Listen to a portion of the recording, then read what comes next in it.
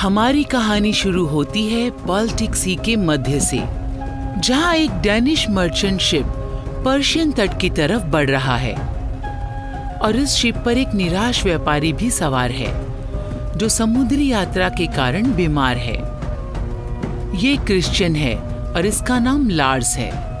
मध्यकालीन पुस्तकों में लिबर सेंसस डैनिया ने एक व्यापारी का उल्लेख किया है जिसने डैनिश के राजा किंग वोल्डेमर सेकंड के कहने पर जासूसी करने के लिए बाल्टिक ट्राइब्स के इलाकों की यात्रा की। लार्स हमारे लिए हमारी आंख और कान का काम करेगा, उस देश में जहां यूरोप के आखिरी बुतप्रस्त रहे।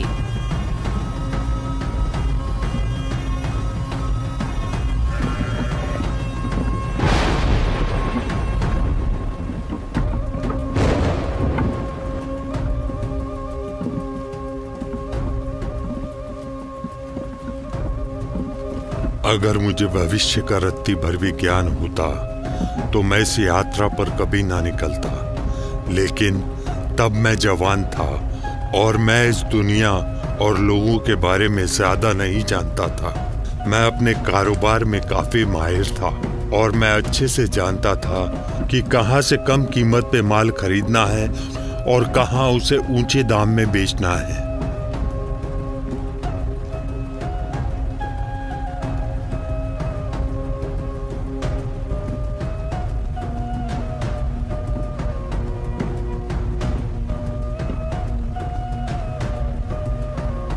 बंदरगाह पे मेरी मुलाकात एक बूढ़े व्यापारी से हुई जो मेरे पिता के दोस्त थे।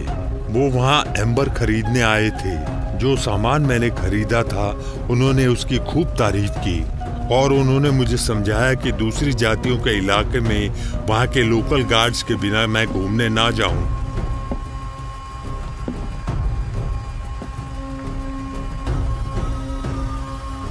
वहाँ की लोकल करेंसी ओस्ट्रिंग का एक बंडल देकर मैंने कोर्सेटेट नाम के एक शख्स की पहचान छुपा दी।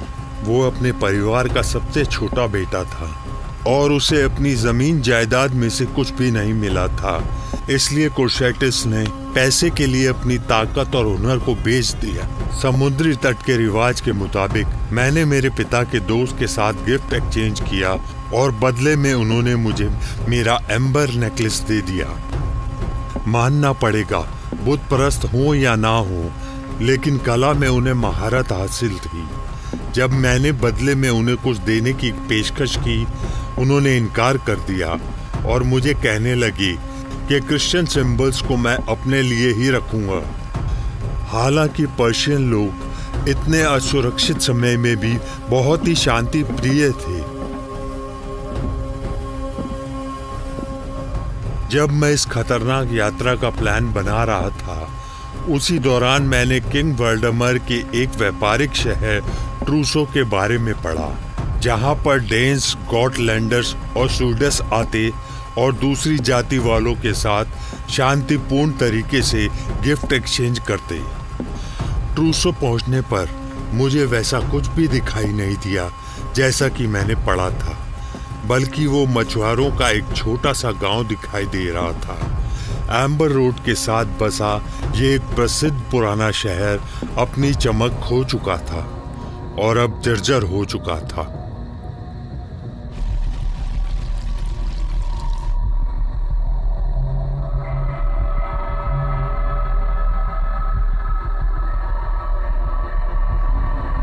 शाम होते होते मुझे एक बात का एहसास तो होने लगा था कि दूसरी जाति के ये लोग इतने भी भयानक नहीं हैं और ये पर्शियंस हम क्रिश्चियंस से कुछ ज़्यादा भिन्न नहीं हैं। लेकिन जल्दी ही एहसास को झटका लगा और मेरी सोच बदलने लगी जब मैंने जिस्म का खून जमा देने वाला नज़ारा देखा। इन पर्शियंस ने अपने धर्म गुरु को किसी अपराधी की तरह बंदी बना लिया था।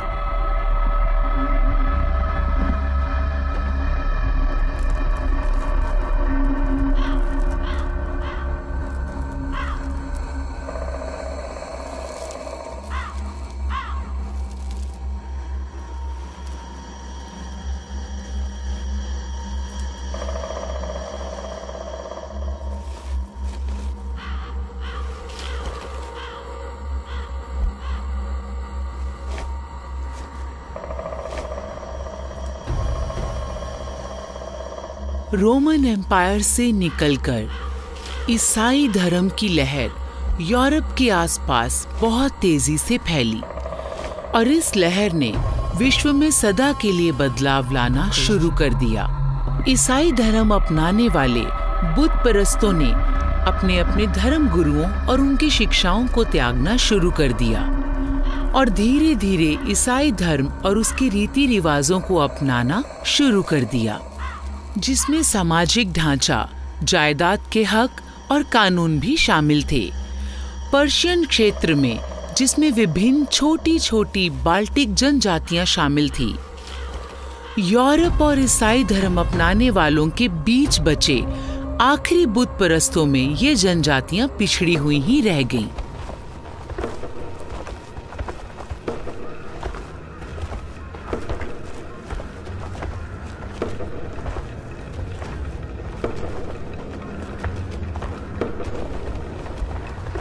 जो कुछ मैंने देखा उससे मैं डर गया और मैं मेरा आखिरी कन्फेशन याद करने लगा, जब पादरी ने मुझे बोला था कि लार्स, बुत परस्तों को ईसाई बनाने का समय आ गया है। इन बुत परस्तों के इलाके में रहकर तुम उनकी हर बात हम तक पहुंचाओ। वहां रहकर बड़ी सावधानी से छोटी बात ध्यान से सुनो और बारीकी से देखो। हमें उम्मीद है कि वापस आकर तुम उनकी हर बात हम तक पहुंचाओगे। परमेश्वर तुम्हारे साथ है बेटा।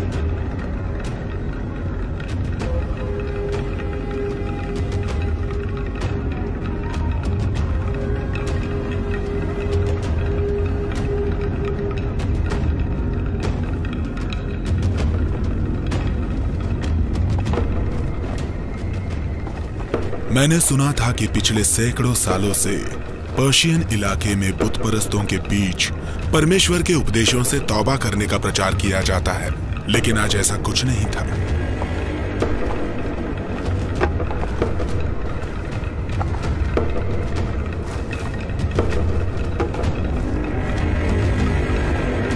पुजारी का गुनाह केवल इतना ही था कि अनजाने में या बदकिस्मती से जलाने वाली लकड़ियां लेने वो पवित्र जंगल में चला गया था।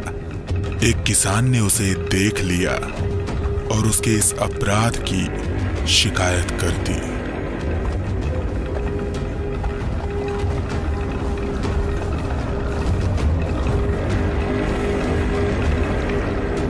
कुरसाइथिस ये जानता था, जहां बात परमेश्वर की हो, बुत परस्तों का ये पुजारी को इस विवाद को सुलझाने के लिए पश्चाताप करना पड़ेगा।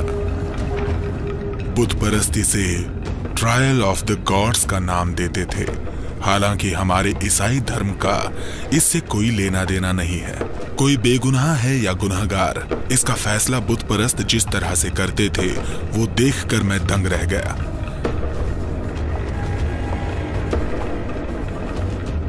एक पत्थर का टुकड़ा खौलते पानी में उबाला जाता है और जिस पर इल्जाम लगा हो उसे वो गर्म पत्थर अपने हाथ में कुछ देर तक पकड़ना पड़ता है।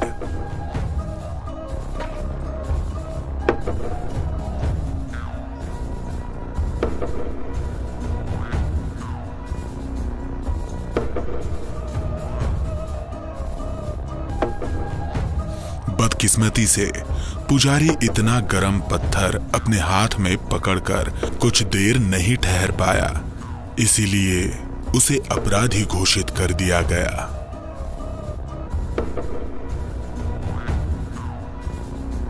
जिस तरह से इस जाति के लोग एक अपराधी को मिलती सजा देखने के लिए इकट्ठे हुए और इतने खुश हो रहे थे, ये देखकर मेरे जिस्म का खून जम सा गया।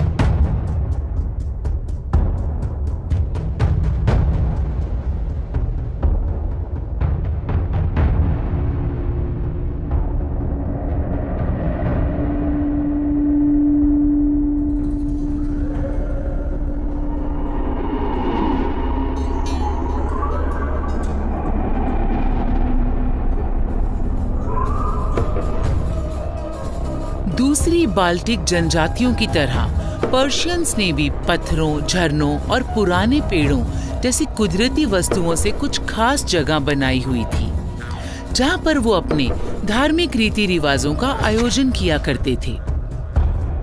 लिखित कहानियों में पर्शियन लोगों के महत्वपूर्ण स्थानों का उल्लेख मिलता है। रामोडिया ऐसे स्थान पर जहां बुतप्रस्त पूजा करते थे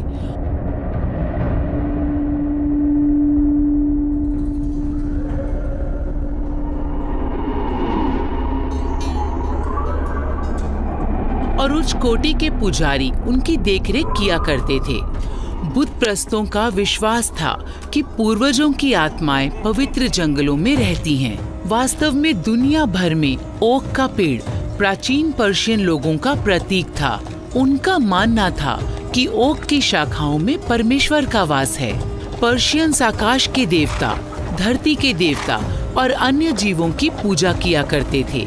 उनका विश्वास था कि जंगलों और अन्य जीवों में देवी देवताओं का वास रहता है।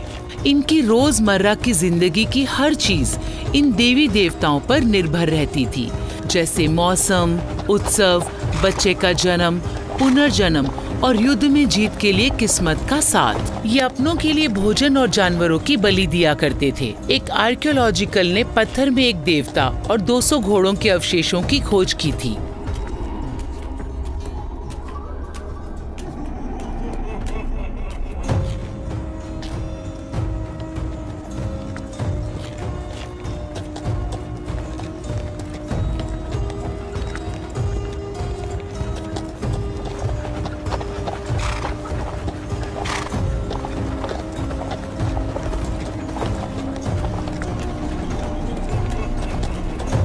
लार्स की ये यात्रा गैलेंडियन और जेट विंग्स के बीच जारी थी। मध्यम युग के आरंभ में इन इलाकों की आबादी बहुत कम हुआ करती थी और पड़ोसी ईसाइयों के साथ होने वाले युद्ध में या तो मारे जाते थे या उनमें शामिल हो जाते थे।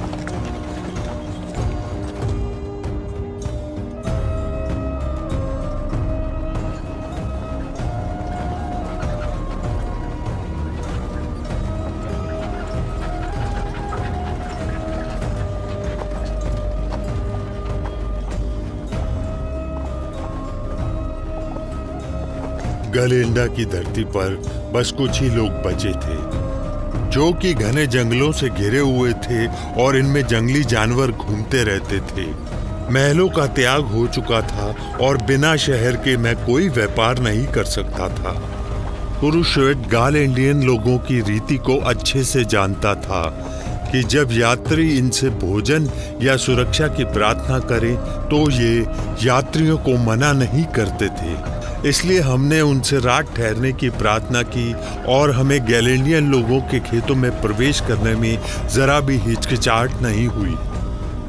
ज्यादातर परिवारों के नजदीकी लोग किलाबंद किस्म के घरों में इकट्ठे रहते थे। ज्यादातर घर लकड़ी के लट्ठों से बनाए जाते थे, जिन्हें सीधा सीधा जमीन पर बिछा दिया जाता था।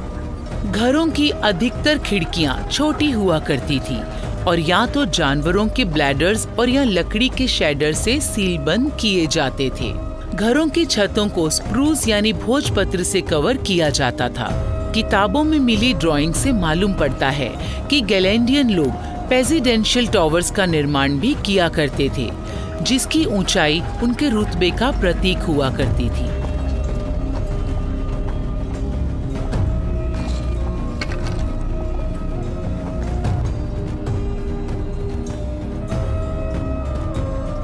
उनका खाना पीना लगभग हमारे ही जैसा था।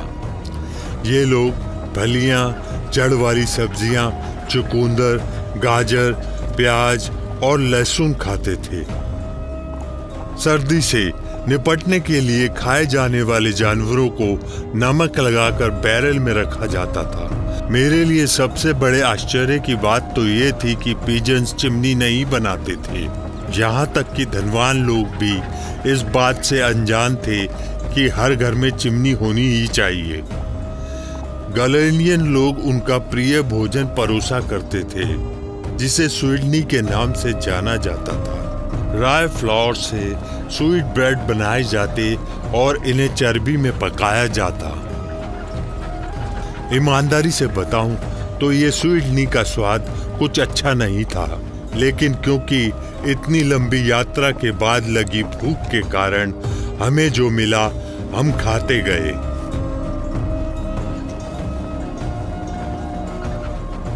उस रात हमारी सेवा के लिए घर के मालिक की पत्नियां और उनके गुलाम हाजिर थे। अन्य बाल्टिक जनजातियों की तरह गैलेंडियन लोगों में भी एक से अधिक पत्नियां रखना आम बात थी। मैंने जो खास बात देखी कि हमारे मेजबान अपनी सबसे छोटी पत्नी की तरफ ज्यादा आकर्षित थे, जबकि सबसे बड़ी पत्नी घर की जिम्मेदारी संभालती और बीच वाली अपनी तरफ ध्यान खींचने के प्रयास करती रहती। मैं एक बात जरूर बोलूंगा कि इन जनजातियों की औरतें उन औरतों से अच्छी थी जिन्हें ईसाई मत के अनुसार पाल पोस कर बड़ा किया गया, और कई मामलों में तो बहुत ही अच्छी थी।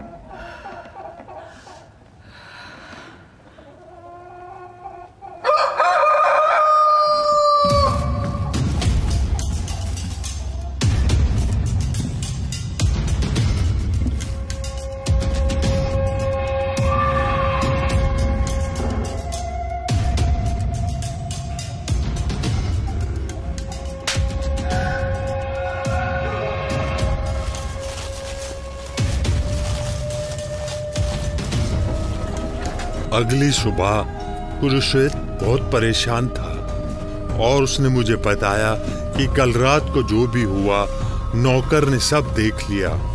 गैलेंडियन द्वारा की जाने वाली सेवाओं की भी एक सीमा रेखा थी, इसलिए हमें वहां से जल्दी निकलना था। कुरुश्वेत ने मुझे उन पर होने वाले अत्याचारों के बारे में सचेत किया था, लेकिन एक शादीशुदा बुतप्रस्त औरत के साथ हम बिस्तर होना मुझे किसी भी तरह से कोई भी पाप नहीं लगा। अचानक जिन गैलेंडियन लोगों को लगा कि उनका अपमान किया गया है, हमें मारने के मकसद से उनके द्वारा छोड़े गए तीर और आदमी हम तक पहुंचने लगे। हमारा पीछा करने के लिए उसने अपने परिवार और अपने नौकरों की सहायता ली।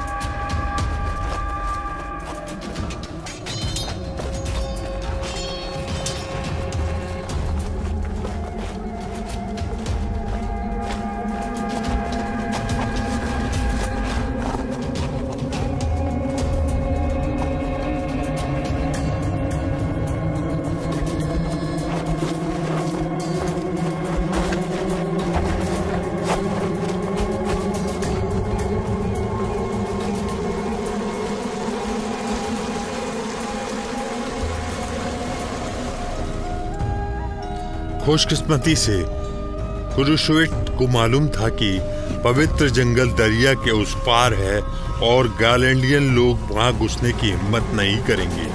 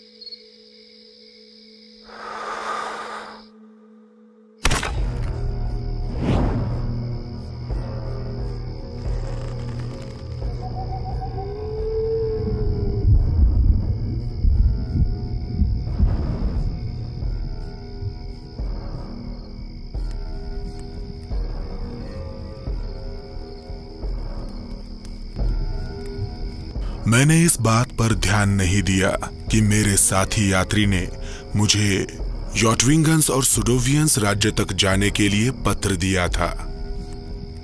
परमेश्वर मेरे साथ था और हम लोग हमला करने वालों से बचकर निकले और मुझे इलाज करने के लिए एक स्थानीय हकीम भी मिल गया, जिसने मुझे फिर से चलने फिरने के लायक कर दिया।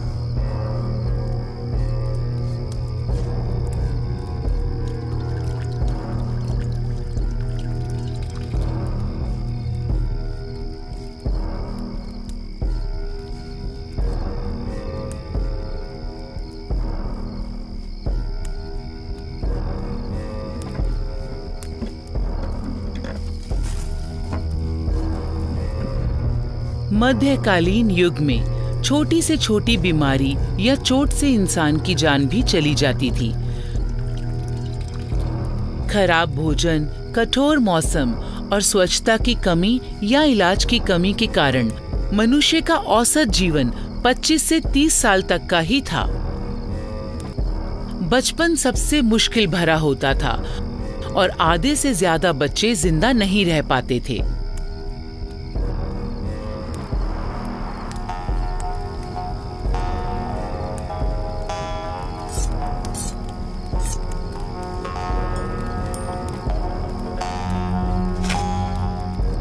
हमें सुरक्षित स्थान पर पहुंचाकर कुरासाइटिस ने हमारी जिंदगी बचा ली, लेकिन वो बहुत डरा हुआ था और बेचैन था कि उसने अपने पेगन के देवी देवताओं के नियमों की उल्लंघना की और अब वो उनके प्रकोप से डरा हुआ था।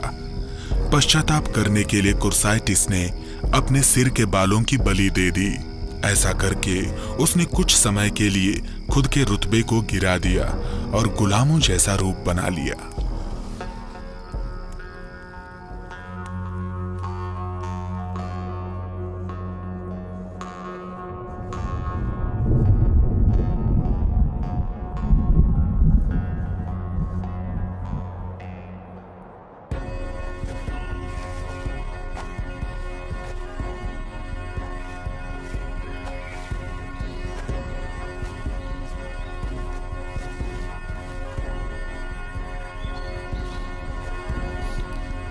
मुझे अभी भी बुखार था और मुझ पर बेहोशी छाई हुई थी। बाद में कुरासाइटिस ने मुझे बताया कि मेरे ये जख्म किसी मनुष्य के भरने से नहीं भरेंगे, इसलिए हमें सहायता के लिए पेगन के देवी देवताओं की शरण में जाना होगा। उनके धर्मगुरु जातवी ने मुझे ठीक करने के लिए बकरी की बलि दी। ये रस्म मुझे किसी पार्टी की तरह लग रही थी, क्योंकि उन्होंने मेरे पैसों से हिरण खरीदा और उनकी जाति के हर व्यक्ति ने इसमें हिस्सा लिया। बुत परस्तों के देवता मुझे बहुत डरावने लगे।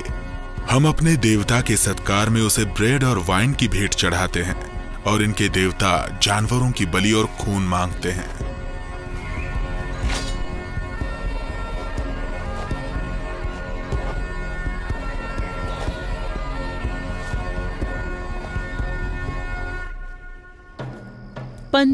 ईस्वी में ल्यूथरन थियोलॉजियन द्वारा लिखी किताब में जेटविंगर में बकरे की बलि के बारे में जिक्र किया गया है। इसमें बताया गया है कि ईसाई मत के अनुसार जेटविंगर में बकरे की बलि देने वाली इस प्रथा को शक की नजर से देखा जाना चाहिए।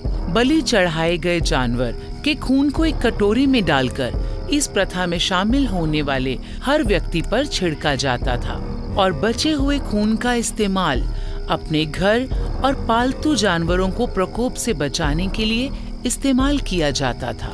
इस प्रथा का प्रमुख हिस्सा तो वो था जब बलि दिए गए जानवर का मांस पकाया जाता था और मांस के पकने के दौरान मांस पकाने वाले व्यक्ति गेहूं और बकव्हीट से बने ब्रेड को चूल्हे के इस पार से उस पार एक दूसरे की तरफ उछालते थे और तब तक उछालते थे जब तक वो ब्रेड तैयार नहीं हो जाती थी। जो धर्मगुरु मांस पकाता था वो जलती हुई आग में से एक जलता हुआ कोयला निकालकर अपने सिर पर रखता और फिर उसे वापस चूल्हे में डाल देता। इस पूरी प्रथा के दौरान एक खास किस्म का वाद्य भी बजाया जाता था।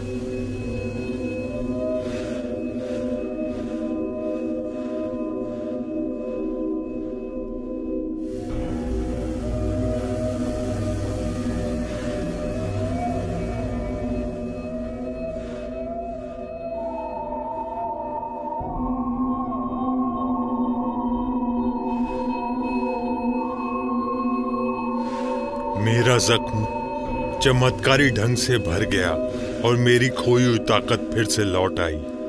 मैं नहीं जानता ये परमेश्वर की कृपा थी या बुतप्रस्त लोगों द्वारा किए जाने वाले जादू टोने का चमत्कार। बस मैं दोबारा तंदुरुस्त हो चुका था और बुतप्रस्त लोगों की जीवन शैली के बारे में ज्यादा जानकारी जुटाने के अपने मिशन को पूरा करने के लिए अपनी यात्रा फिर से शुरू कर सकता था।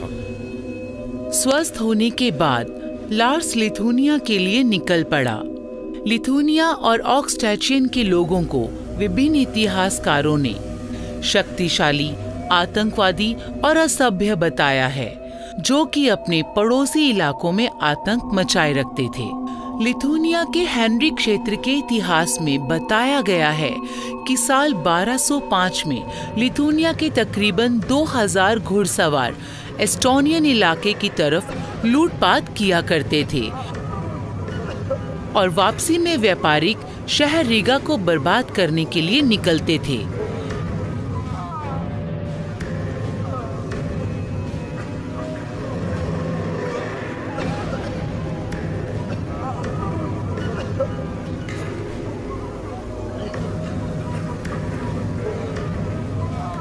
इतिहास के पन्ने पलटने से मालूम पड़ता है कि लिथुनियन के वासी मरने से नहीं डरते थे। उनके लिए युद्ध में जान गंवाना सम्मान की बात थी।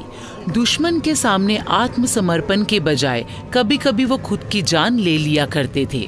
और ये बात ईसाई मत से बिल्कुल उलट है।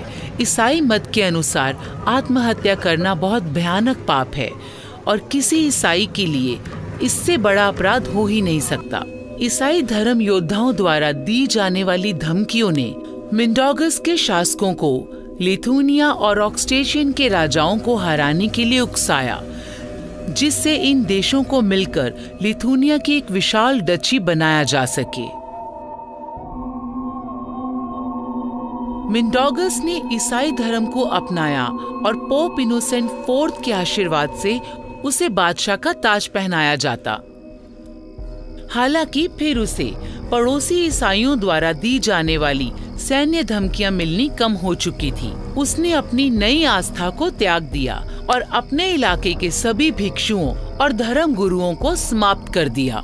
इसके गौरवशाली दिनों के दौरान 15वीं शताब्दी में विशाल डची अपने महत्वपूर्ण सेना के संग यूरोपियन राज्यों का सबसे बड़ा राज्य बन गया था, जिसने विभिन्न धर्मों, भाषाओं और संस्कृतियों को एक साथ मिला लिया।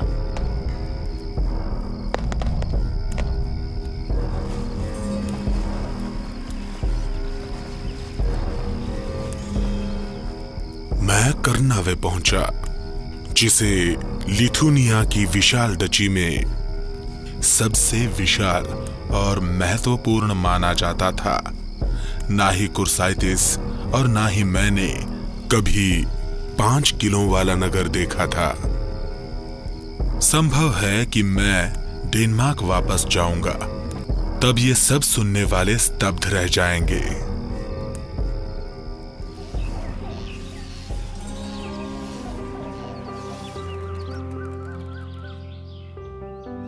पाषाण युग से ही कर्नावे की जनसंख्या काफी अधिक थी।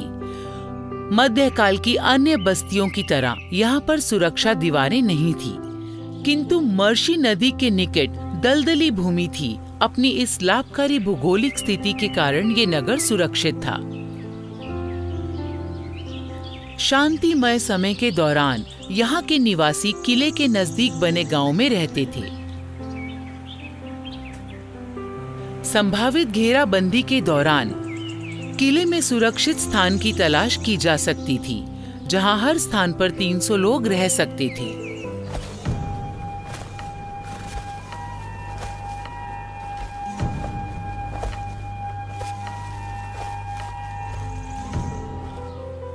और फिर मैंने कर्नेव को पीछे छोड़ दिया।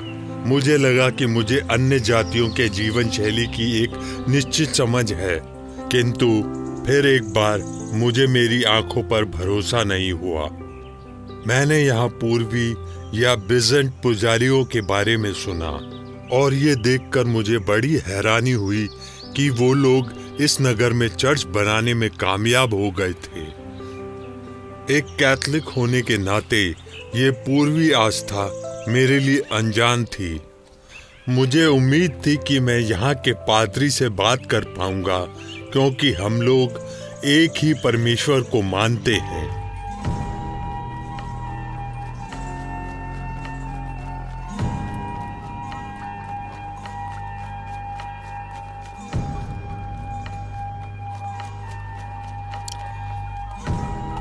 लेकिन यहाँ का पादरी मेरे खिलाफ भड़के अपने गुस्से को नहीं रोक पाया।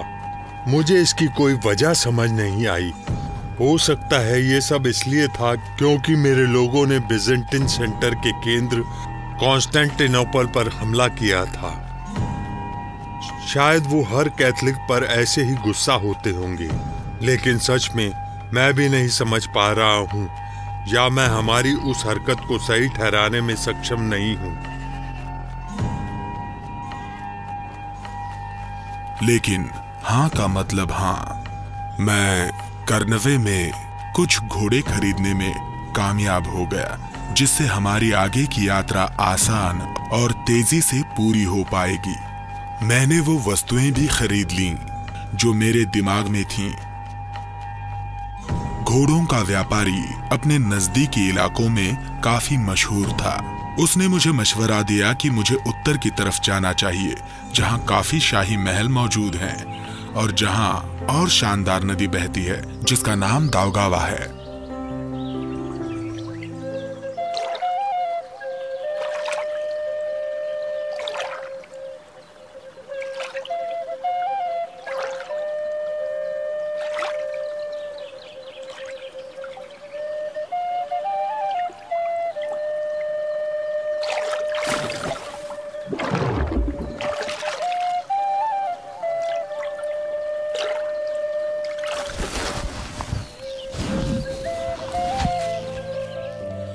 सौ के दशक में रोमन सेनेटर और इतिहासकार टैसिटस ने अपनी प्रसिद्ध उपलब्धि कर्मानिया में बाल्टिक जनजातियों के पूर्वजों का वर्णन किया है। तर फल उगाते थे और आमतौर पर आलसी जर्मनों की तुलना में अधिक इच्छा शक्ति और धैर्य से दाउगावा पर कब्जा किया जा सके। 10वीं शताब्दी से 13वीं शताब्दी तक सिलोनिया क्षेत्र ने 300 किलो सहित कई जिलों और सल्पिल्स के शहरों को केंद्र के रूप में समेट लिया।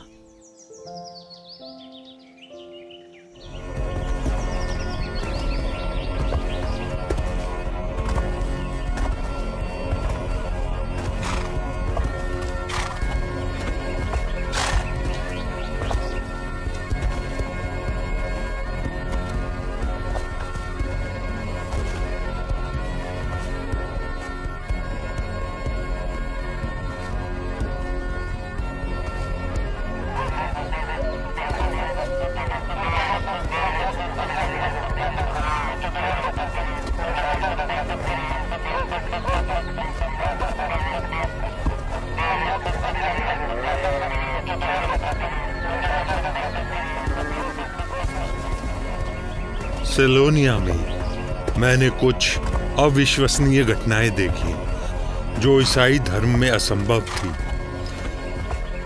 भीषण गर्मी के मौसम में ये बुतपरस्त न केवल अपने पशुओं को सजाते और आस्था के गीत इस उम्मीद में गाते कि उनकी फसलों की पैदावार खूब अच्छी होगी, बल्कि जरूरत से ज्यादा अश्लीलता में समय बिताया जाता, जबकि आमतौर पर वो ऐसा नहीं करते थे। मुझे ऐसा लगा जैसे हर जगह परमेश्वर की निंदा ही निंदा हो रही है, और जिनमें अनेकों स्त्री और पुरुष शामिल हैं। बुत परस्तों की ये मान्यता सही हो सकती है कि संपूर्ण गर्मी का मौसम महिलाओं के गर्भवती होने का उत्तम समय है। फिर जो बच्चे मार्च में पैदा होंगे उनका नाजुक शरीर वसंत की धूप में सांस लेगा, और जानवरों के लिए भी उनकी सही मान्यता।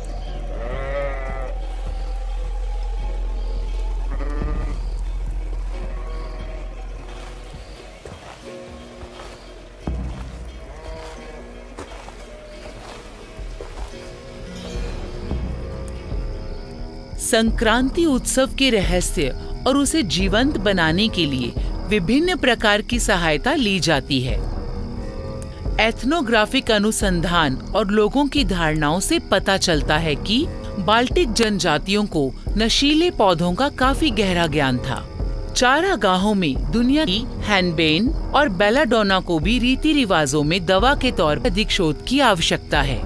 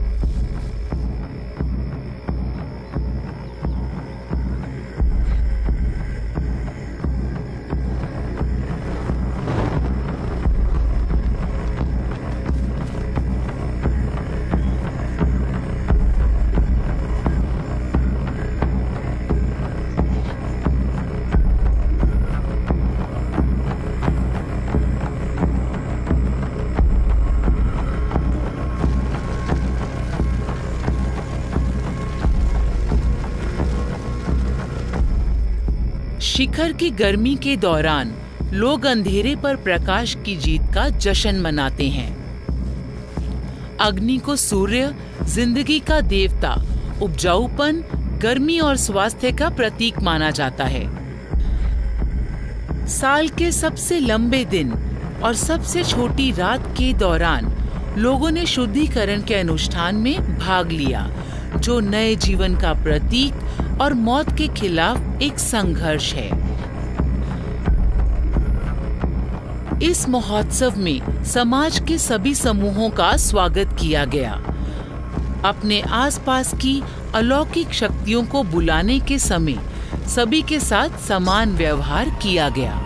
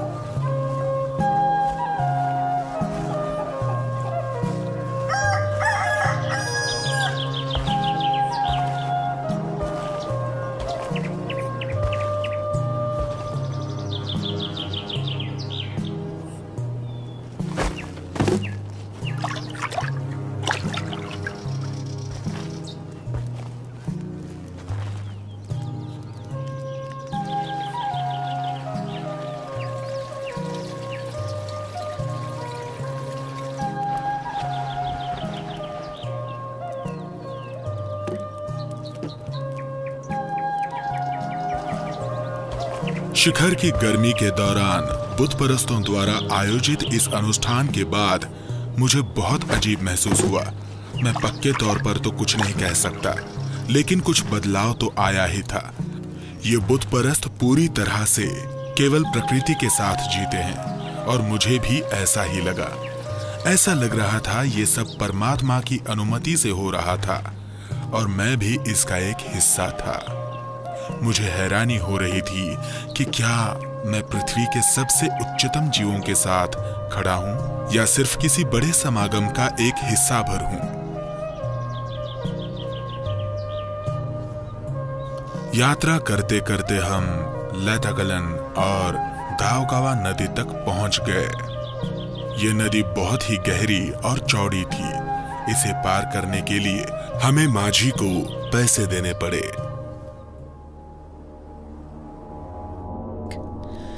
13वीं शताब्दी में इलाके में रहने वाले 50 से 70 हजार लोगों के बीच गैलेंडियन बाल्टिक जनजाति के बीच सबसे अधिक मशहूर थे। कैथोलिक वेस्ट और ऑर्थोडॉक्स ईस्ट के बीच दाउगावा नदी का बहुत ही लंबा और महत्वपूर्ण व्यापारिक मार्ग था। स्कैंडिनेवियन स्लेव्स और उत्तरी जर्मन के व्यापारियों ने दाउगावा पर नियंत्रण करने के लिए ठगी, बल प्रयोग का गठबंधन के प्रलोभन का प्रयोग किया। लेटगालन के निवासी जो नदी किनारे रहने वाले लोगों को अक्सर व्यापारियों, ईसाई, पादरियों और धर्म योद्धाओं के साथ बैठक करने की पीड़ा झेलनी पड़ती थी।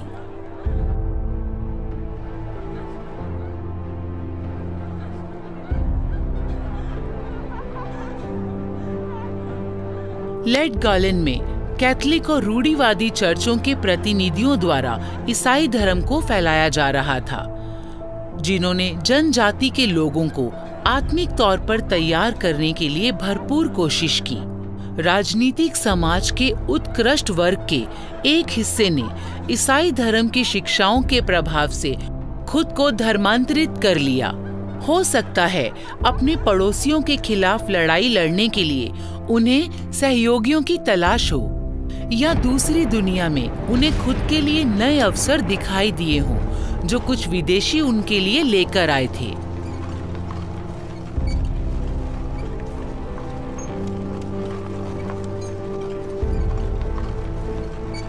ईसाइयों के धर्म युद्ध के दौरान दुश्मन और उनके सहयोगी परिस्थितियों के अनुसार अपना पाला बदलते रहते थे। लेटविया के इतिहासकार हेनरी ने पारंपरिक यूरोपीय हमलों का वर्णन किया है। वो लोग आसपास की जगह उजाड़ देते, घरों और गांवों में आग लगा देते और औरतों और बच्चों सहित कई बुत परस्तों को बंदी बना लेते।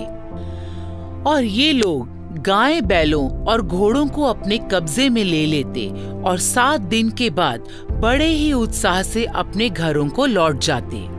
बंदी बनाई गई महिलाओं को जबरदस्ती अपनी पत्नी, रखैल या गुलाम बना दिया जाता। सबसे बड़े दुश्मन के सिर को किसी ट्रॉफी की तरह सजाया जाता और बाद में उस सिर को उन परिवारों को बेच दिया जाता जो अपने सदस्य के सिर की कीमत देने को तैयार हों, ताकि मरने वाले का अंतिम संस्कार रीति रिवाज से किया जा सके।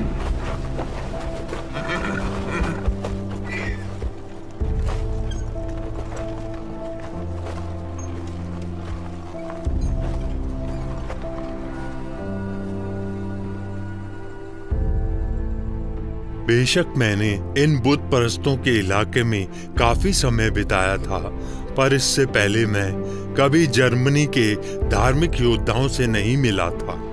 क्रूसेट ने मुझे समझाया था कि कभी कभी बुत परस्त और धर्म योद्धा संयुक्त बल के तौर पर एक साथ मिलकर चलते हैं। दोनों पक्षों ने दुश्मन को हराकर अपना अपना फायदा उठाया और लूटपाट की संभावना बढ़ गई। मेरी समझ में ये नहीं आया कि दुश्मन एक साथ मिलकर कैसे चल सकते हैं, लेकिन मुझे इस बात का संदेह था कि असंभव सा ये गठबंधन शायद ईसाई धर्म की शिक्षा के प्रचार को बुत परस्तों में फैलाने में सहायक हो रहा होगा। धर्म योद्धाओं ने ईसाइयों को जमीन, धन दौलत और यहाँ तक कि आलीशान जीवन पाने का अवसर प्रदान किया।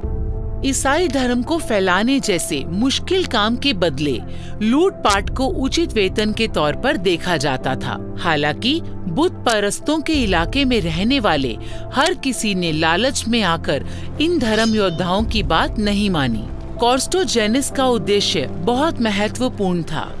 रोमन साम्राज्य के पड़ोसियों के साथ कैथोलिक आस्था का परिचय होना बहुत जरूरी था। धर्म योद्धा बहुत थोड़े समय के लिए बुत परिस्तों से युद्ध किया करते थे, लेकिन जीते हुए इलाकों पर नियंत्रण बनाए रखने के लिए स्थायी सैन्य बल की आवश्यकता होती थी। अच्छे स्वभाव का अनुसरण करते हुए रीगा के भूमध्य सागरीय इलाके में शूरवीरों को पहला क्रम बनाया गया और उन्हें Livonian brothers of the sword का नाम दिया गया और उन्हें वीर सन्यासियों के रूप में शामिल किया जाता था।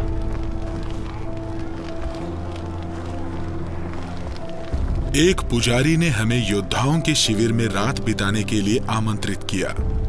इस कीमत पर मेरे राजा व्लादिमीर सेरेस को जमीन मिल जाएगी।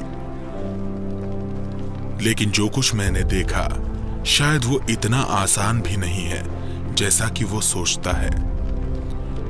जर्मनी के व्यापारी और धर्म योद्धाओं ने यहाँ सभी कुछ स्थापित कर लिया था और ये लोग अपनी जीवन के पलों को बुत परस्तों के साथ साझा कर रहे थे।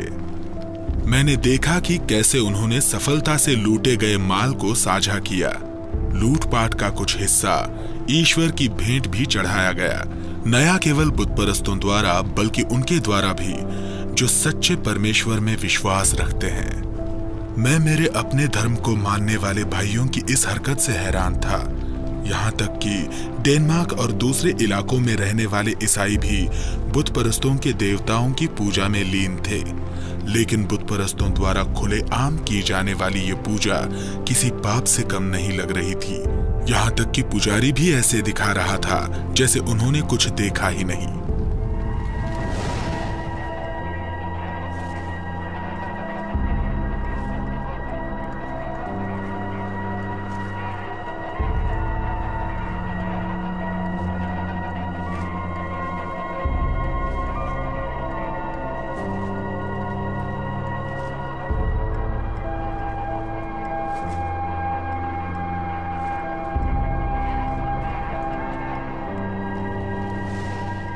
यात्रा करते करते लार्स एक शहर तक पहुंच गया जो नदी के किनारे बसा हुआ था और अब जिसे गोया के नाम से जाना जाता है।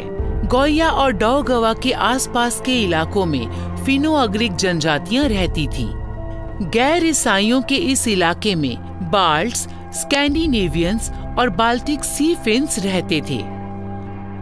ना तो फिन्स और ना ही लिवोनिया के लोग बाल्ट थे, लेकिन बाल्ट इलाकों का मध्यकालीन इतिहास इलाके में रहने वाली फिनो-अग्रिक जनजाति के बिना अधूरा है।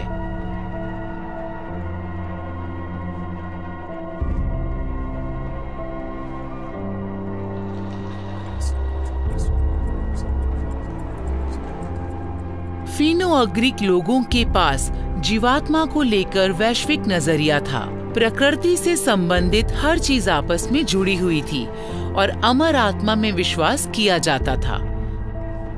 हो सकता है बाल्ट्स ने फिन्स और लिवोनिया के लोगों से सीधे कई मिथक देवताओं को अपनाया हो, जैसे धरती, जंगल, हवा और समुद्र। बुतप्रस्त लोग प्रकृति के सभी रूपों को समान रूप से सम्मान देते थे। ऐसा माना जाता है कि बुतप्रस्त पेड़ों, चट्टानों, हवा आदि को शाब्दिक या वास्तविक रूप में पसंद नहीं किया करते थे। उनकी पूजा करने वाली चीजें कुछ किसी ऐसी खिड़की जैसी होती थी जिसके दोनों तरफ देखा जा सकता हो। प्राकृतिक वस्तुओं को बिचौलिए की तरह इस्तेमाल किया जाता था, जिनके माध्यम से अनजान रहस्यों को उजागर की जाने जैसी धारणाएं जुड़ी हुई थी।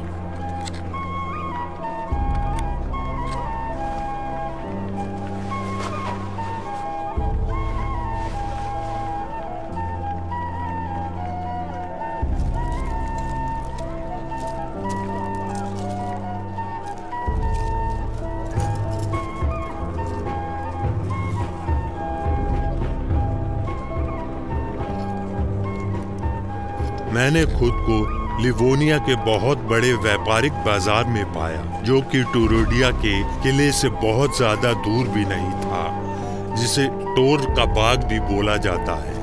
मैंने नमक के एक व्यापारी से बात की जो जर्मन से आया था। उसने मुझे शिकायत के तौर पर बताया कि बुत परस्तों के साथ व्यापार करना कितना मुश्किल है, क्योंकि हर शासक बिकने वाली हर वस्तु पर कुछ पैसों की वसूली करना चाहता है। एक व्यापारी होने के नाते मैंने उसका दर्द समझा और उसकी उम्मीद में सहमति जताई कि एक दिन इस इलाके में भी हर काम ठीक से होने लगेगा। मुझे यहाँ की स्थानीय भाषा बिल्कुल नहीं आती थी, लेकिन फिर भी यहाँ व्यापार करने में कोई परेशानी नहीं हुई। पूरी दुनिया में इशारों की भाषा का इस्तेमाल किया जा रहा था।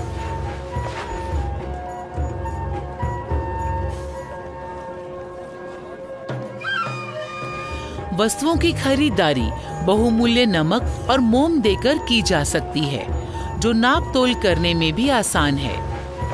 बाल्टिक समुद्री क्षेत्र के आसपास खरीदो फरोख्त के लिए जिस मुद्रा का इस्तेमाल किया जाता था वो 200 ग्राम चांदी का एक टुकड़ा था, जिसे ऑजरिंग कहते थे। मुद्रा की छोटी इकाइयों को साधारण तरीके से काट दिया जाता था। ऑजरिंग को घोड़े की लगाम माना जाता था। एक ऑजरिंग को एक घोड़े के समान माना जाता था। 13वीं शताब्दी में बाल्टिक समुद्री क्षेत्र में एक घोड़े को 3 गायें, 20 भेड़, 10 सूअर या एक गुलाम के बराबर माना जाता था।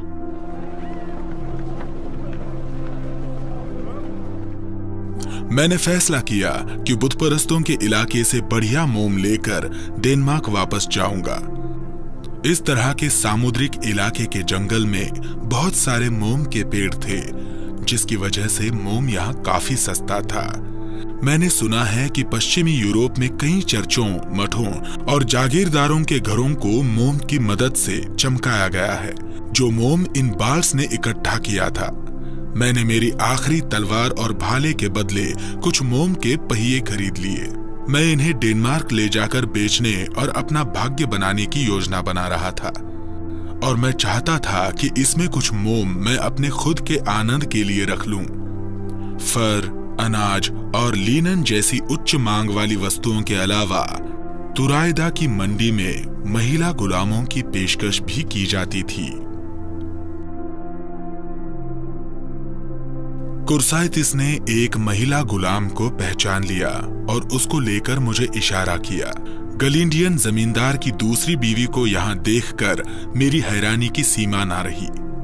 उस बेचारी को गुलाम की तरह बेच दिया गया था, लेकिन मैं ना तो अपने बिस्तर और ना ही अपने घर में उसकी कल्पना कर सकता था। इसलिए मैंने एक दूसरी दासी को चुना। वो देखने में बहुत सुंदर थी और जैसा कि व्यापारी ने बताया कि वो स्वभाव से विनम्र और आज्ञाकारी है।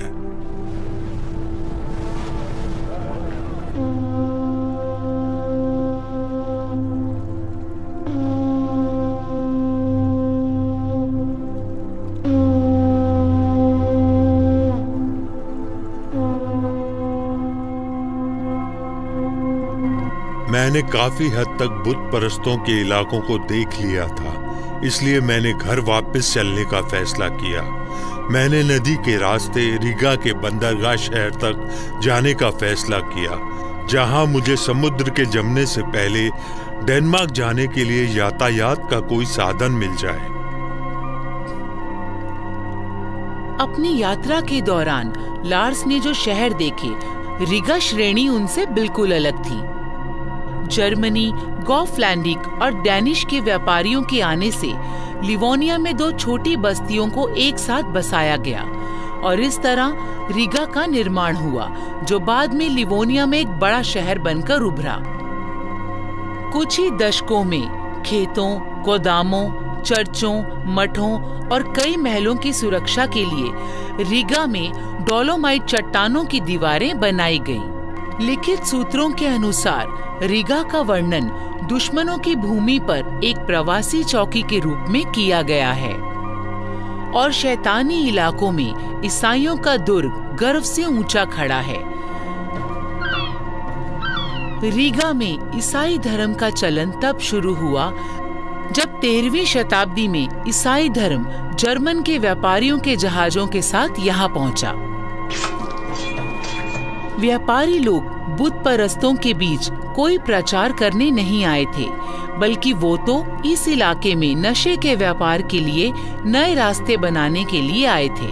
धर्म योद्धा यहाँ व्यापारियों के लिए फायदे का सौदा साबित हुए, जो ईसाई धर्म फैलाने के बहाने कमजोर तबके के लोगों को अपने वश में कर सकते थे।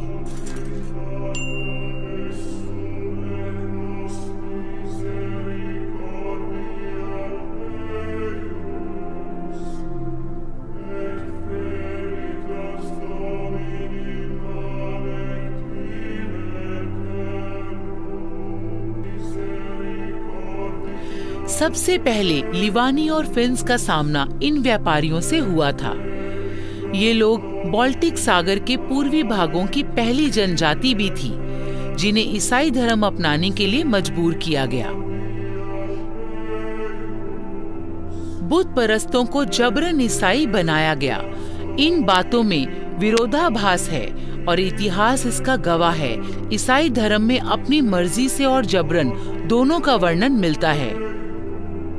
लिथुनिया और इतिहासकार हेनरिक बताते हैं कि कैसे बुत परस्तों का जनसमूह ईसाई धर्म में परिवर्तित हुआ, लेकिन इसके बाद ईसाई धर्म को बहुत ज्यादा तवज्जो नहीं दी गई। इसी इतिहासकार ने बताया है कि कैसे लिवोनिया के कुछ निवासियों ने ये सब नकार दिया और समारोह समाप्त होने के बाद डाउगवा नदी में डुबकी लगाकर कुछ का शुद्धिकरण किया।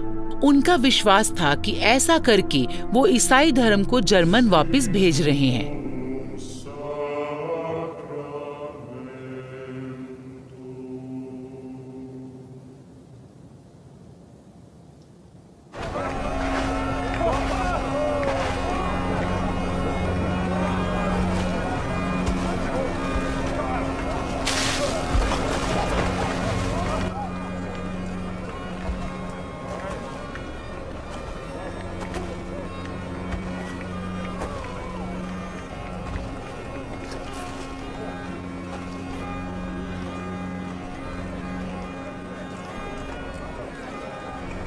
ये हैरान करने वाला संयोग ही था कि रीगा में मुझे मेरे पिता के दोस्त मिल गए।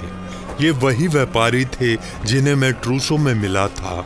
उन्होंने बताया कि रीगा बहुत कम समय में डेनमार्क और गॉटलैंड जैसा बड़ा शहर बन चुका था। उन्होंने मुझे समझाया कि जितनी जल्दी हो सके जर्मनी और गॉटलैंड के व्यापारियों के साथ रिश्ता बनाना शुरू कर दूं। उन्होंने समझाया कि रशियन और कॉन्स्टेंटिनोपल के व्यापारियों का रास्ता सुरक्षित करने के लिए जर्मनी के व्यापारी जल्दी डाउगावा पर अपना कब्जा जमा लेंगे। बाजार में एक जगह मैंने रंगमंच का प्रदर्शन देखा। ये एक चलता फिरता रंगमंच था जिसमें एक दुभाषीय का इस्तेमाल किया जा रहा था। इस नाटक में परमेश्वर के दूत और ईसाई धर्म की उत्पत्ति के बारे में बताया जा रहा था। लेकिन जब मैंने दर्शक बने बैठे बुत परस्तों की तरफ ध्यान दिया तो मुझे समझ आ गया कि दर्शकों में किसी को भी नाटक देखने का मकसद समझ नहीं आ रहा था। उन्हें आंतरिक शांति और अनंत जीवन का मार्ग दिखाया जा रहा था, लेकिन उन लोगों की शैतानी आंखें ये सब केवल मनोरंजन के तौर पर देख रही थी और वहां पागलों जैसी हंसी सुनाई दे रही थी।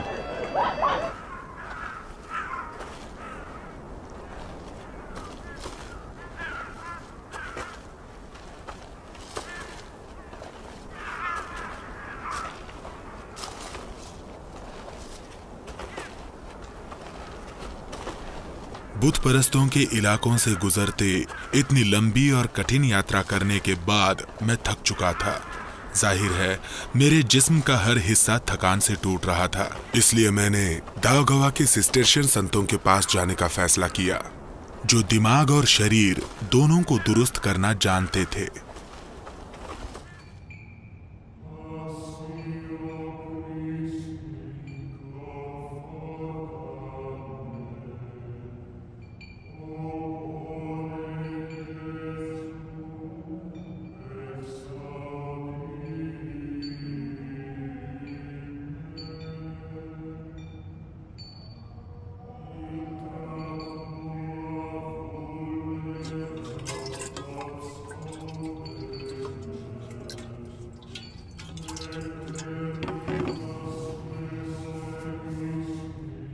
मध्यकालीन यूरोप में फ्लेबोटमी और कॉर्नर स्टोन ही इलाज का जरिया थे। इस प्रकार के इलाज को हर प्रकार की मान्यता प्राप्त थी। ऐसी मान्यता थी कि शरीर में से शैतान का असर निकल जाने के बाद इंसान ठीक हो जाता है। सभी प्रकार के आंतरिक और बाहरी तकलीफों को समाप्त करने के लिए नसों से खून निकालने का तरीका अपनाया जाता था। इसे बचाव के इलाज के तौर पर भी इस्तेमाल किया जाता था।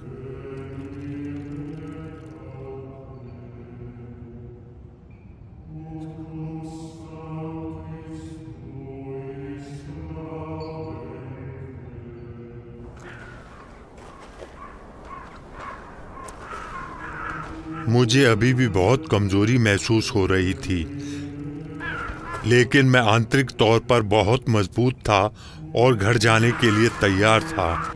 हम लोग रीगा की तरफ जा रहे थे कि अचानक घटी एक घटना ने हमें रोक दिया।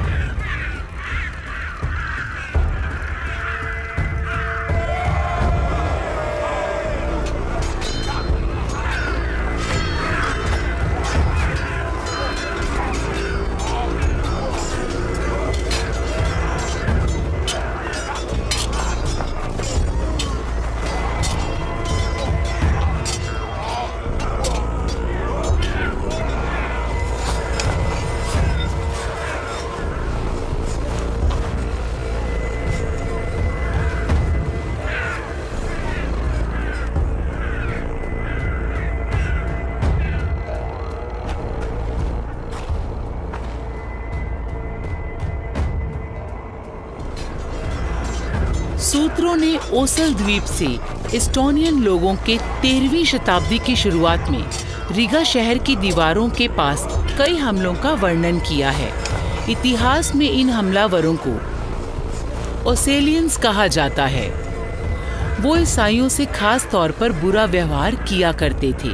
उन्होंने जर्मनी के पुजारियों को प्रताड़ित किया, नए लिवोनियन ईसाइयों का अपहरण कर लिया और उनके किलों को लूट लिया।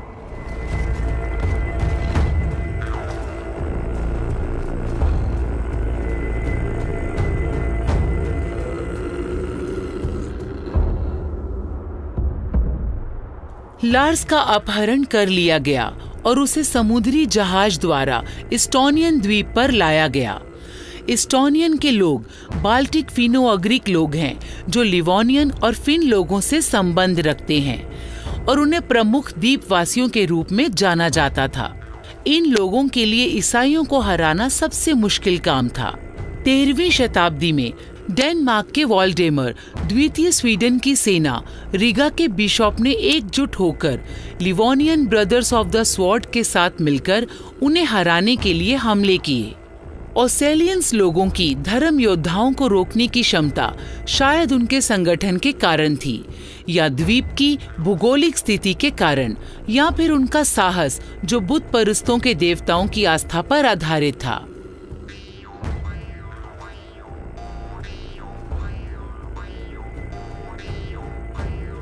लिवोन और एस्टोनियन लोगों के लोक गीतों में उनके देवताओं के नामों का जिक्र आता है। एक पुराना मिथक विचार हमें बताता है कि दुनिया शाश्वत पेड़ के इर्द गिर्द घूमती थी और आसमान में तारे जुड़े हुए थे। आकाश गंगा या फिर एस्टोनियन लोगों के अनुसार पक्षियों की गंगा इस पेड़ की शाखाएं थी, जहां पक्षी मृत लोगों की आत्माओं को दूसरी दुनिया में ले जाते थे। ऐसी ही कुछ मिथक धारणाएं फिनो-अग्रिक संस्कृति में भी पाई जाती हैं और लैपलैंड तक फैली हुई हैं। इतिहास में एस्टोनियन के भगवान थेरापीटा का जिक्र भी मिलता है, जो सागर के ऊपर उड़े थे और ओसल में उतरे थे।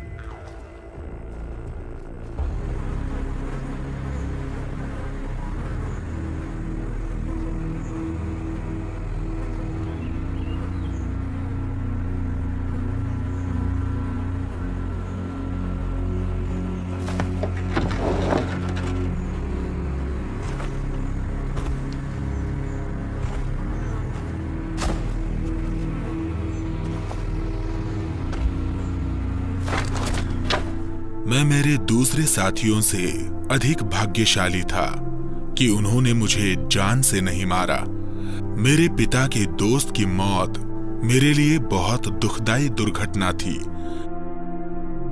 क्योंकि उन लुटेरों ने डेनमार्क के 2 आदमियों के लिए काफी बड़ी फिरौती मांगी होगी। अपने समय का सम्माननीय व्यापारी आज एक गुलाम बन चुका था। हमारे साथ किले में रहने वालों जैसा व्यवहार किया जाता था, कोई दुर्व्यवहार नहीं होता था, लेकिन खाने को बहुत ज्यादा अच्छा नहीं कहा जा सकता।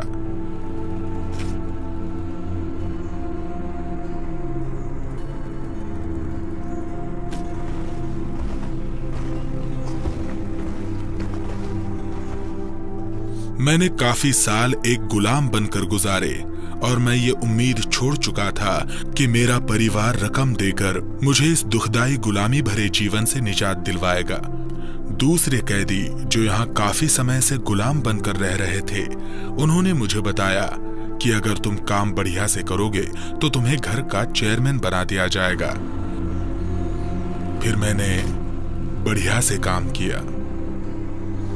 मैं तुयू के नजदीक लोहार के लिए काम करके भाषा सीखी। उनके स्थानीय लोगों ने अयस्क निकाला और इसे पिघलाकर लोहा बनाया। जब मैंने तलवारें खरीदी थी, मैंने कभी नहीं सोचा था कि लोहा कहां से आता है।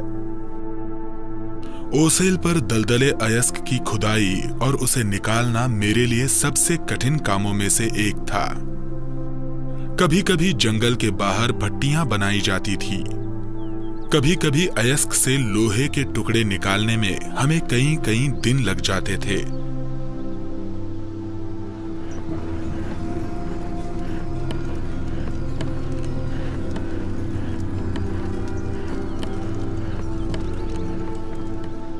लोहार के यहाँ काफी आसान काम था, जहां मुझे लकड़ी जलाना और पानी लाना होता था। मुझे घंटों तक भट्टी को हवा देकर आग को जलाए रखना होता था। मैंने उस लोहार के लिए और भी बहुत सारे काम किए। समय के साथ साथ मेरा और उस लोहार का प्यार बढ़ता गया और वो मुझे एक पिता की तरह प्यार करने लगा, बल्कि एक माँ का प्यार भी मुझे उससे मिलने लगा। उस लोहार को अपने गांव में भी बहुत मान सम्मान मिलता था। कोई आश्चर्य नहीं कि घोड़े हमेशा धीमा दौड़ते थे। महिलाएं कांसे के जेवरों से सजी रहती थी, सुइयों से कपड़े सिला करती थी। लेकिन मेरे गुरु की सबसे अधिक सम्मानित कला थी हथियार बनाना। ओसेल के लोग खूनी तलवार को हमेशा अपने साथ रखने में विश्वास रखते थे।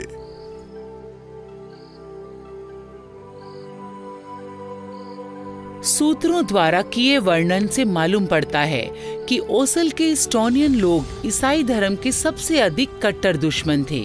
लिथुनिया के इतिहासकार हेनरी ने एक निर्मम घटना का जिक्र किया है। एस्टोनियन लोगों ने ईसाइयों के किले के जिंदा चेयरमैन का दिल निकाल लिया। उन्होंने उस दिल को आग पर भुना और फिर बांटकर खा लिया, ताकि उनमें ईसाई धर्म से लड़ने का साहस पैदा हो। फिर उन्होंने उस मृत शरीर को कुत्तों और गिद्धों के खाने के लिए छोड़ दिया। हम दावे से नहीं कह सकते कि ऐसा सच में हुआ था या फिर बुत परिस्तों की ये कोई काल्पनिक कहानी है।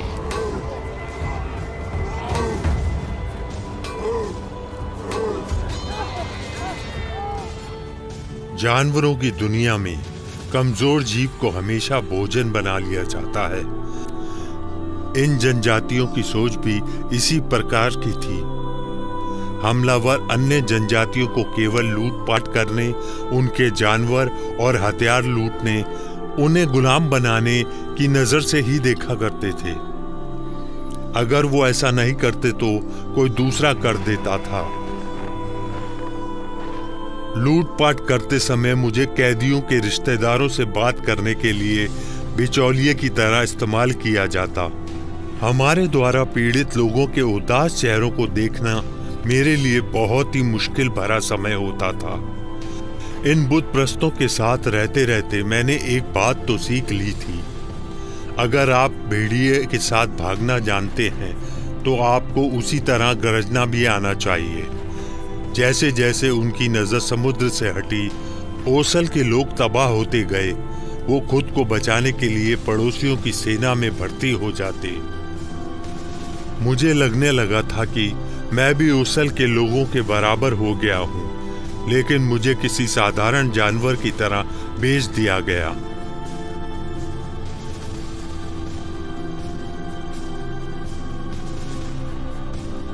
लार्स अब कोरोनियन में पहुंच चुका था। प्राचीन कोरोनियन क्षेत्र में कई साम्राज्य स्थापित थे जो कि किले के आसपास बने हुए थे। स्कैंडिनेवियन और आर्टिसन व्यापारियों के बीच कोरोनियन के आसपास समझौता हुआ था और गॉटलैंड के पास ही पहली शताब्दी के मध्य घनिष्ठ संबंध स्थापित किए गए थे। लिखित सूत्रों के मुताबिक कोरोनियंस स्वीडन और डेनमार्क के व्यापारियों में व्यापार से अधिक लड़ाइयां हुआ करती थी।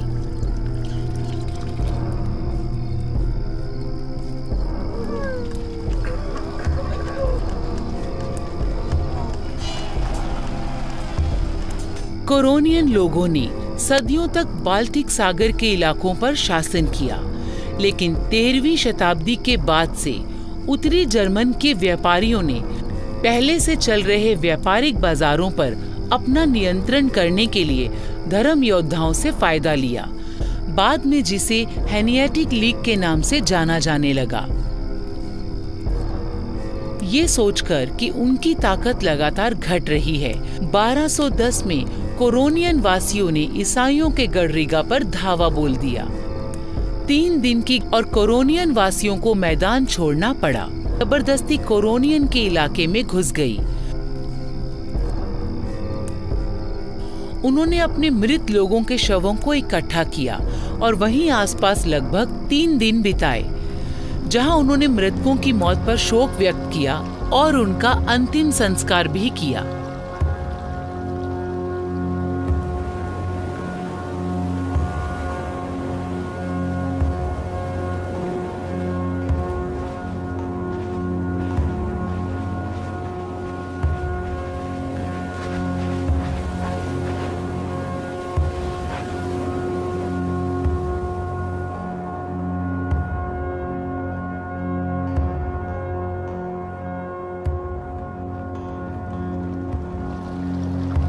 कोरोनियंस वासियों का व्यवहार बिल्कुल जंगली जानवरों जैसा था। वो किसी भी कीमत पर अपने जंगल छोड़ने को तैयार नहीं थे और वो अपने पालतू मवेशियों की तरह यहीं रहना चाहते थे। और उन्होंने एक सबक और सीख लिया था, अगर आप उन्हें हरा नहीं सकते तो उनके साथ चले जाओ। जर्मनी, डेनमार्क और स्वीडन के साथ युद्ध में भयानक रक्तपात से बचने की उम्मीद में कोरोनियंस वासियों ने पोप के आशीर्वाद से ईसाई धर्म को अपना लिया।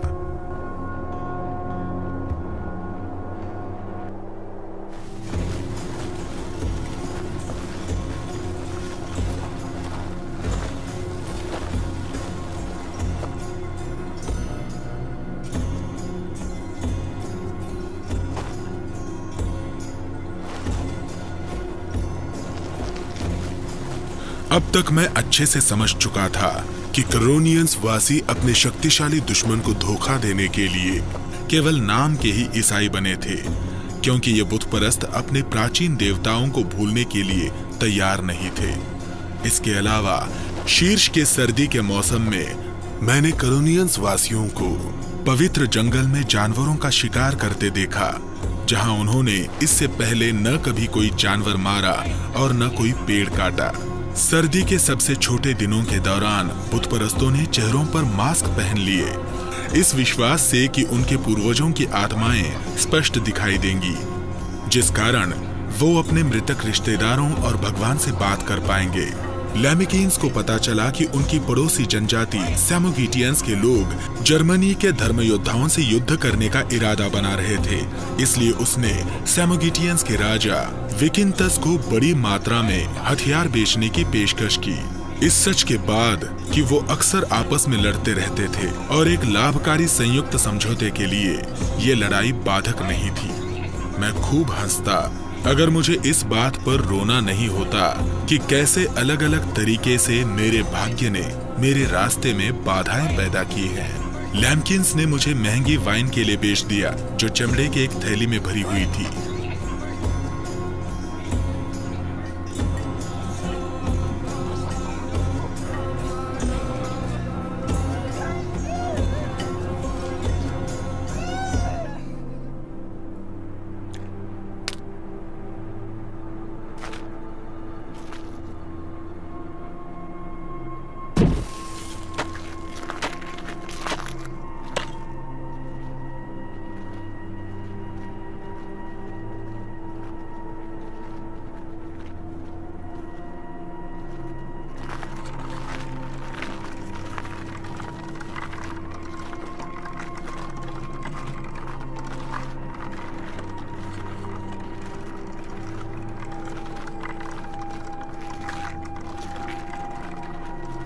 और 1235 में प्रभु के वर्ष में सर्दियों के दौरान कोरोनियन ने हथियारों के जखीरे के साथ समोगेटिया भेज दिया गया।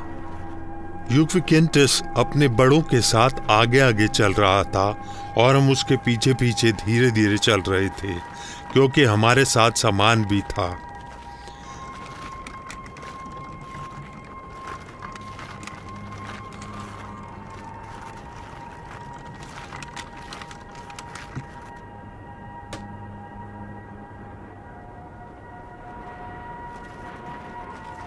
यात्रा के दौरान मुझे महसूस हुआ कि वादों पर भरोसा नहीं करना चाहिए था।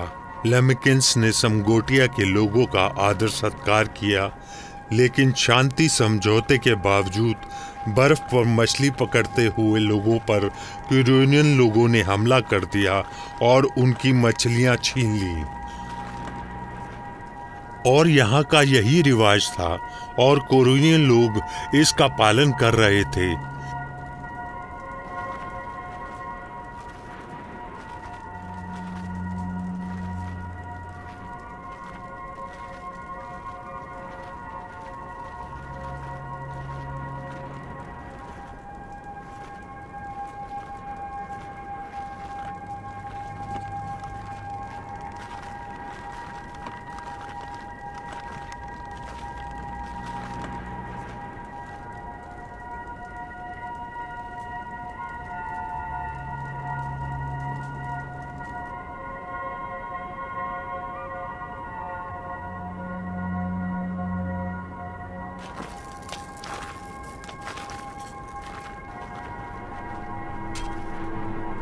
हमारा रास्ता मुश्किल और खतरनाक था, क्योंकि पिघल जाने के कारण बर्फ काफी पतली हो चुकी थी। इसमें किसी को भी कोई हैरानी नहीं हुई और हमारे में से कुछ लोग बर्फ पर चलकर निकल गए और कुछ बदनसीब लोग इस बर्फीले पानी में अपनी जान गंवा बैठे। जिसने ईसाई धर्म अपना लिया था, अंतिम संस्कार के लिए उसका शव उसके परिवार वालों को सौंप दिया गया, लेकिन गरीब नौकर पर किसी को दया नहीं आई, इसलिए हमने उनकी लाशों को भेड़ियों के लिए छोड़ दिया।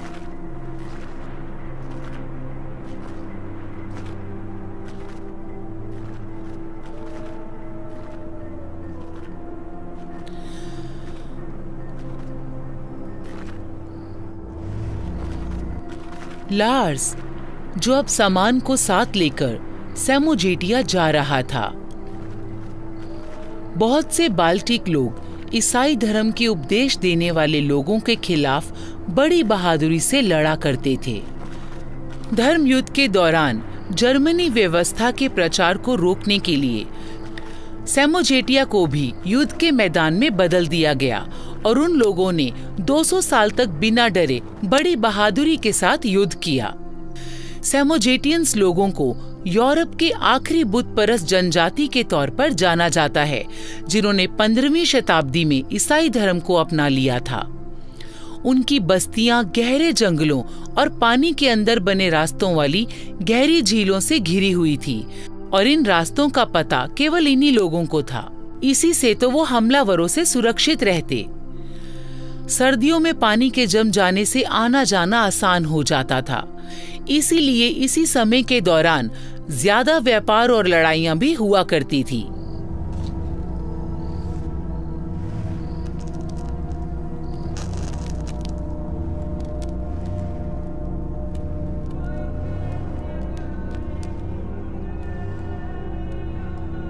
शोक सभा के दौरान मैं सैमोगेशियन के गांव पहुंचा, क्योंकि ये सब मैंने बुत परस्तों के इलाके में पहले भी देखा हुआ था, इसलिए मुझे कुछ ज्यादा हैरानी नहीं हुई। मृतक के शरीर पर अंतिम संस्कार के समय पहनाए जाने वाले कपड़े और जूते पहनाए गए थे और अंतिम संस्कार में शामिल होने के लिए उसका शव एक टेबल पर रखा हुआ था, जबकि उसके परिवार के लोगों ने खाया पिया और उपवास रखा। पूरी रात लोगों ने शोक व्यक्त किया और रिश्तेदार विलाप करते रहे। मरने वाले की पीछे छूट गई हर चीज की लिस्ट बनाई गई, जैसे कि बीवी, बच्चे, भेड़ें, गाय, घोड़े, बत्तखें और बाकी का सामान। उन्होंने रात भर शराब पी और प्रार्थना की कि उनके जो रिश्तेदार पहले मर चुके हैं वो मृतक का स्वागत करें। वहां पर केवल मृत व्यक्ति ही शांत था।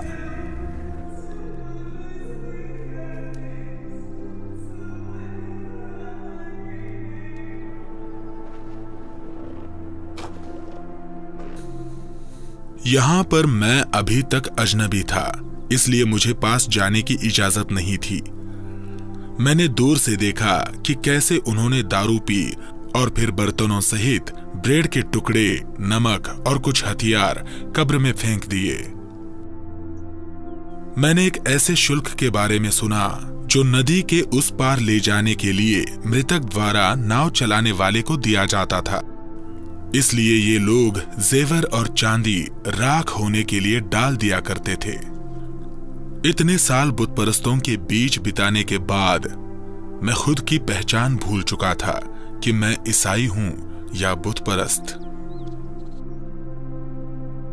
और कभी कभी मुझे हैरानी भी होती थी, क्या उनके देवता हमारे परमेश्वर का हिस्सा नहीं थे? और क्या उनके पवित्र जंगल हमारे चर्चों जैसे नहीं थे? और गर्मी के दौरान उनके द्वारा मनाए जाने वाले उत्सव क्या हमारे प्रभु के जन्मदिन पर मनाए जाने वाले उत्सव के समान नहीं था? ऐसे विचारों से मैं घबरा गया और मैंने जल्दी ही ये सब सोचना छोड़ दिया। ईसाई होने के नाते निश्चित ही ऐसे विचार मुझे नरक में धकेल देंगे।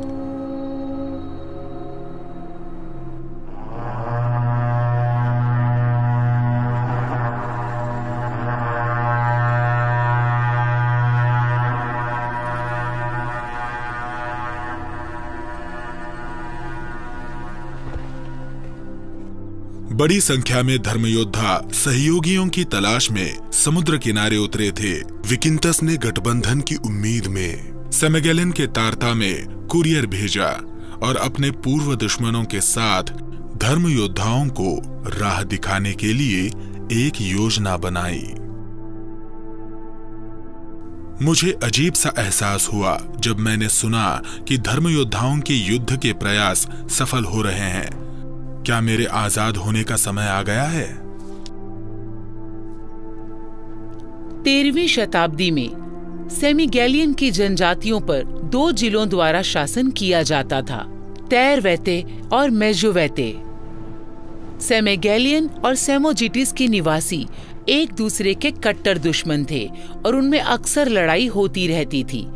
धर्म योद्धाओं ने सभी टकरावों पर विराम लगा दिया। धर्म योद्धाओं से बचकर भागे कई सेमगेलर निवासियों ने समोजिटिया में जाकर शरण ली।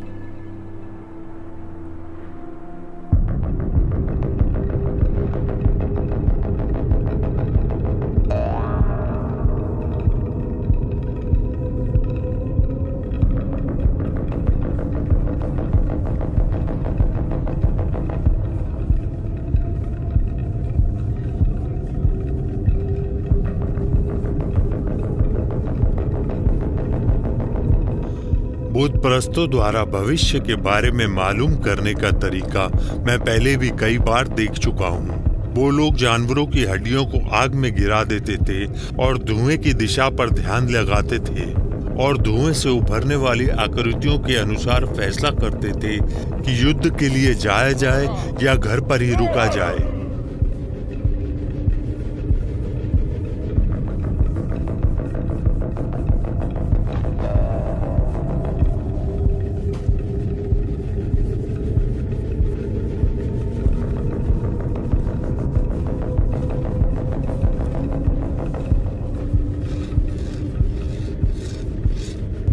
सेमोगिच और सेमेगेलियन एक दूसरे का सहयोग करने के लिए आगे आए और मिलकर धर्म योद्धाओं पर हमला बोलने का निर्णय लिया गया। धर्म योद्धाओं ने लुथुनियन में लूटपाट मचाई और वो रीगा की तरफ लौट रहे थे ताकि वो सर्दी से पहले पहले उत्तरी जर्मनी में अपने घरों की तरफ कूच कर जाएं। धर्म योद्धाओं पर किया जाने वाला ये हमला एक ही बार में ही उन्हें हराने के मकसद से तैयार किया गया था। मेरे लिए यहाँ से निकल भागने का यही एक मौका था। समुगीटियन के मुखिया ने मुझे कहा कि हम तय करेंगे कि हमारा जीवन कैसा होना चाहिए और हमें किस भगवान की पूजा करनी चाहिए। हम विदेशियों के शासन में नहीं जीना चाहते। लार्स, तुम भी हमारे साथ युद्ध में शामिल हो जाओ, फिर मैं तुम्हें आजाद कर दूंगा। मैं कर भी क्या सकता था।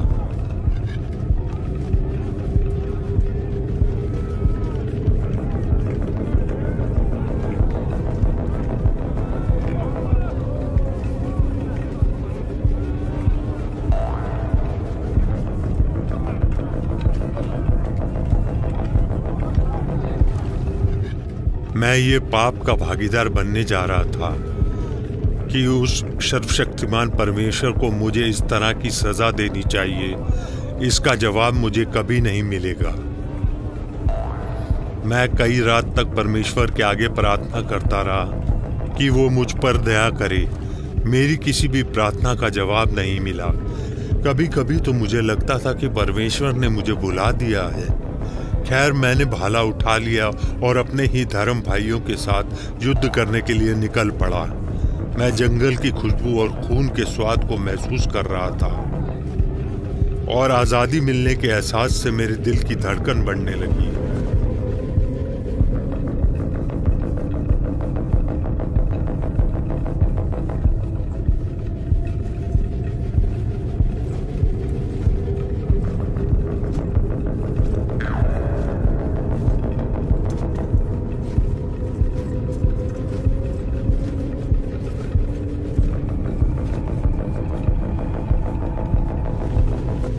हम जानते थे कि हमारा सामना धर्म योद्धाओं की पूरी टोली से होगा और मेरे सभी धर्म भाइयों के हाथ में तलवारें होंगी, लेकिन हमारी संख्या भी कम नहीं थी। लुथेनियन, समुगेटियन और सेमगलर के लोगों को मिलाकर हमारी संख्या 5000 के लगभग थी। हमने भोर के समय हमला करने की योजना बनाई और हमारे फायदे के लिए दलदली भूमि का उपयोग करने का फैसला किया।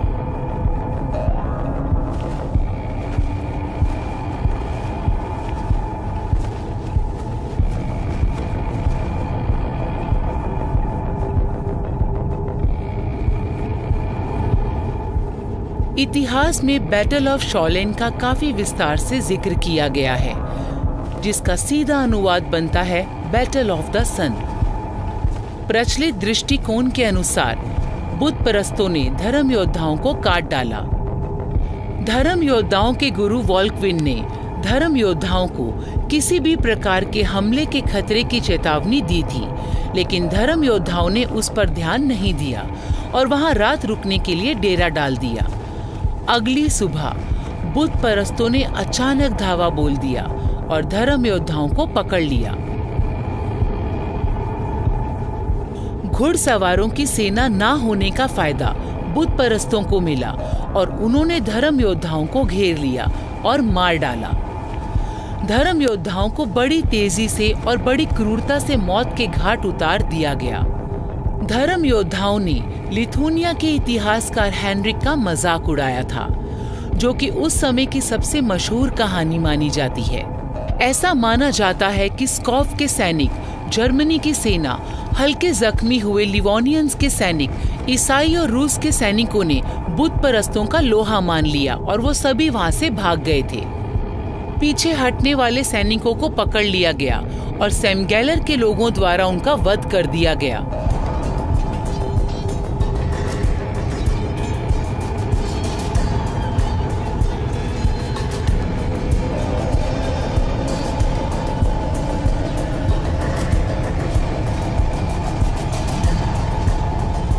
शॉलिन के युद्ध में धर्म योद्धाओं के हर आदेश को समाप्त कर दिया गया, लेकिन नई सेना ने जल्दी उन्हें बदल दिया।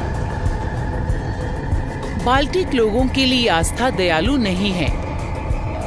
अगली कई शताब्दियों तक कई विदेशी ताकतें आईं और गईं, लेकिन बाल्टिक जनजाति ने अपनी खास पहचान बनाए रखी, जो प्रकृति के साथ ही जीना चाहते थे और उन्होंने आजाद रहने की अपनी इच्छा को कभी मरने नहीं दिया।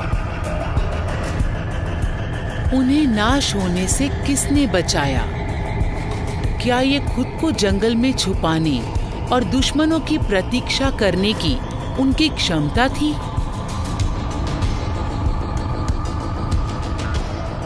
शायद ये उनकी ताकत, दृढ़ता और जीवित रहने की इच्छा शक्ति ही थी जो उन्हें अपने पूर्वजों से विरासत में मिली थी।